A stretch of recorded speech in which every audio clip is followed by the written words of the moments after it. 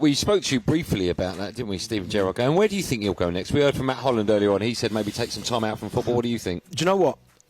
It wouldn't surprise me if he was one of the candidates for the England job next. It wouldn't surprise me. What? Because for me... What are you talking about? Listen, I'm not saying he should get it, Why but... would that not surprise you? What, did it surprise you that Gareth got it? Well, he didn't get it. Big Sam got it, and then he left. Or he got. My point is, he got the opportunity. No. Why would that not surprise? If I picked up a paper or turned on talkSPORT and they went, and the New England manager is Steven, I would fall off my chair. I'd fall off my chair as well, but it would not surprise me the FA are talking to him. You know what they like, the FA? They like people that have been in the system before. He's obviously played for England. He's very much a company man, isn't he? Steven Gerrard. So it wouldn't surprise me. Do you know something? No.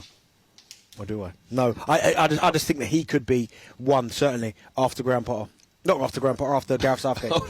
Whatever. You know something about Graham Potter? Let's slip. But that's why I think he could. I'm not saying he's going to get the job, but it would not surprise me. Wow, that really would surprise me. Would it? Yeah. See, it wouldn't. You mentioned Graham Potter. You've got Eddie Howe's, or Eddie Howe's not leaving Newcastle. No, well, Graham Potter's not leaving Chelsea. Lampard's obviously got. Why would they pick a manager that's just failed? But do you not look at him at Steven Gerrard and think, he just looks like that type of... he's failed at Aston Villa. Yeah, he spent over £100 million. He looks like the perfect guy who the FA would look at and go, yes, we'll get behind him. I hope not. Not yet. If he comes back into the game and he's successful... Yeah, but he might do well. When Gareth Southgate first got the job, I bet you was one that said no. Yeah, I was one. Exactly. Yeah. And he's had to win you over. That wouldn't surprise me. I just look at him as a company man. All right. It's interesting. Right, time now for this. Extra, extra, read all about it. Double page spread on Darren Bent, England misery. Darren Bent bobbles the ball into the net. Breaking news, governor. Can't grow concrete. You can. It's hot off the press. I hate that jingle. Darren Bent, England misery. That's amazing. Extra. This is part one of Hot Off the Press right here on Drive. We're going to take you through all of the best lines from the managers across the Premier League speaking in press conferences ahead of this weekend's action. Let's start with United enduring their exceptional 2-0 win over Spurs midweek. Starman Cristiano Ronaldo stormed out of the stadium before the full-time whistle. Since then, he has been told that he won't play in their match against Chelsea tomorrow. Erik ten Hag has been speaking to the media about the incident.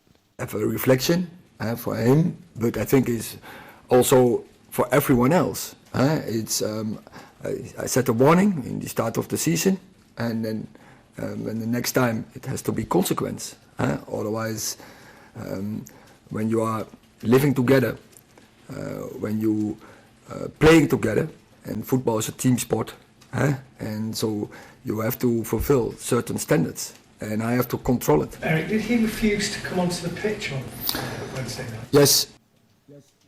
That's just massive, isn't it? What a great question that was, by the way. I don't know whether they cut it off right at that bit. I would have liked to have heard him elaborate on when he said yes. Well, we probably cut that. Oh, no, that was it? That was okay. Well, wow. Cut it But off. no, I mean, we've been speaking... And this is what the problem is, and it kind of annoys me a bit, because the story should be, as you being a United fan, about how well they played. People have said about Spurs with Antonio Conte, they could be ones that challenge for the league, certainly in the top 4 spots. And you guys completely dismantled them. Like, you played them off the park from minute 1 to the 90th minute. It could have been more than 2. Hugo Lloris had the game of his life. And yet no one's really even talking about that at all. All they're talking about is Ronaldo stomping off the pitch and walking down the tunnel, and that shouldn't be that way. But listen, fair play to Erik ten Hag. He was kind of dealt a difficult situation when he first got the job about Ronaldo. Is he staying? Is he going? He moved forward in pre-season and it looked quite positive. He obviously went with Martial, Rashford, Sancho, Elanga, and it looked good, didn't it? He won some big games in pre-season. And people try to say, well, it's only pre-season, that they'll need Ronaldo. But I think he's shown with your 3 biggest results of the season, Arsenal, Liverpool and Tottenham, that you don't necessarily need Ronaldo now to win games. Last season, yeah, absolutely, but not this season. Things are changing. So the fact that he's come out and been honest, I really like it. But it's definitely a situation I believe needs resolving in January. Just quickly, we've got so much to go through. Just quickly, you mentioned they were outstanding against Spurs. Part of the reason for that was Bruno Fernandes. Yeah. And part of the reason for that might have been the fact that Ronaldo wasn't on the pitch with him. Do you buy into that? 100%. I've seen them two play together a number of times for Portugal, and Bruno Fernandes doesn't look the same player. You look at Bruno Fernandes' stats before Ronaldo got there to after, and it's night and day. You can see, people can make all the excuses they want and say, no, that's rubbish, but the stats tell you completely different. OK, let's quickly move on. We'll talk Liverpool. Their manager, Jurgen Klopp, has been speaking to the media ahead of his side's match away at Nottingham Forest. It's live on talkSPORT 12:30 tomorrow. He explained their recent changes in formation. will always play like this. In the last game now, to get stability again, we changed to 4-5-1 in the last few minutes. So that's possible still. It all depends to who's available, who is fit, who can. When we started the 4-4-2, we had 2 more strikers available. Feels like long ago, but it's only like 1 or 2 or 10 days ago that we had 2 more. And so we have to stay open for all different possibilities what we can do. There was a time, of course, that Liverpool were always going to play 4-3-3, and then, of course, you got injuries and player suspensions and so on. What does it tell you that Jurgen Klopp's changed the way that Liverpool play? Well, he's had to change the dynamics of the team with the injuries in midfield. Trying to find a way up top. Diego Jota, unfortunately, he's gone down, going to miss the World Cup. That's sad news for him. Wish him a speedy recovery. But Darwin Núñez is a centre forward by trade. That's where he scored all them goals last season for Benfica. He's having to operate maybe a little bit wider. They lost Sadio Mane because before it was easy. Down the middle was probably Firmino, Mane, Salah. Picked itself. But to be fair, Darwin Núñez is kind of adapting really well. I know a lot of people have kind of said that it's taking a little while to settle. But for me, he's starting to look really sharp. Like, he's missed a few chances this season, got himself sent off. But what I have seen of him, his movement's good. He's quick. Well, I think he just set the record, didn't he, this season for quickest top speed. He's got a great header, really, really good header, powerful header.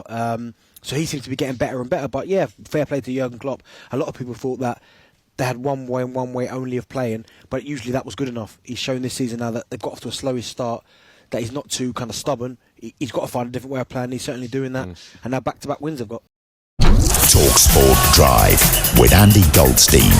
Monday to Friday afternoon from 4 on AM, on DAB, via the talkSPORT app and on your smart speaker. talkSPORT.